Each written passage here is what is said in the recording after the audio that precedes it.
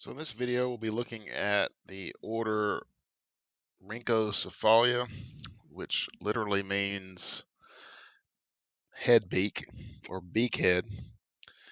These are a group of reptiles called the Tuataras. They are an order that involves a single species. And so most of the species in this order have been extinct. They've been around for around 200 million years. So they have stood the test of time. They share a recent common ancestor with lizards and snakes, but they aren't a lizard, even though they kind of look lizard-like. They are not that. They can live for over 100 years in the wild and even as long as 200 years in captivity. And so they are definitely lifers in that regard. And so here's a little bit. This shows their kind of their ancestry and shows how here's the lizards and snakes. Here you have the archosaurs down here with crocodiles and birds being the only extant group. And then you have the squamates here with the lizards and the snakes.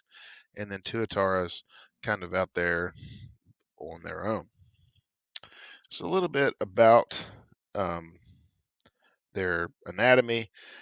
They are, as far as their skull is a diapsid skull. The upper skull has this beak-like tip that you can see on it, and they have two rows of teeth, and the teeth are more like projections of their jaw as opposed to actual teeth. And so it's more like think of a saw, how the saw is a larger piece of the metal, and like as opposed to pieces or things that are broken off of the saw, like our own teeth. They don't fall out, so to speak. So they wear out over time, and so as their teeth wear out, they actually have to switch the prey that they are eating on over time. Before we get to that parietal eye, so they have a primitive heart and brain. It's more like an amphibian. So, and their greenish brown skin is to match their environment. They shed their skin about once a year. For their sensory organs, their eyes are able to focus independently of one another.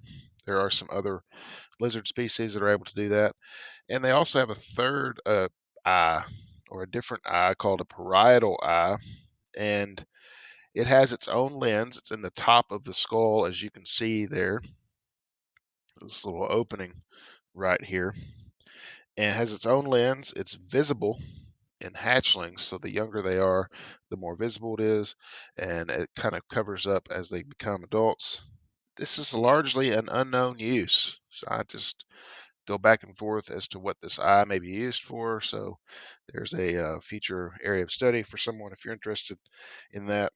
They have very primitive hearing. They don't really have an eardrum or a hole for their ear, so they just kind of can feel it. They have a crocodile-like spine with plates on their back and on their tail. So here's a young one, and you can see this beak is there's no teeth in there like you would think of it like a normal reptile, so it's more like a solid piece of sharp bone that's in there. A little bit about their behavior. So they are terrestrial, they're nocturnal, their hatchlings actually are diurnal. And the reason that hatchlings have to be diurnal is because the adults are cannibalistic and they will eat their young. So the hatchlings have to kind of switch to being active during the day. They largely prey on invertebrates, things like worms and arthropods. For reproduction, they mature very slowly, and so it takes 10 to 20 years for them to reach reproductive maturity, and they will only lay eggs like once every 4 years. And so there's one species of these animals in New Zealand, and they are highly protected, but they're not going to be increasing population very fast because of the way that they reproduce, but they have managed to live for quite some time.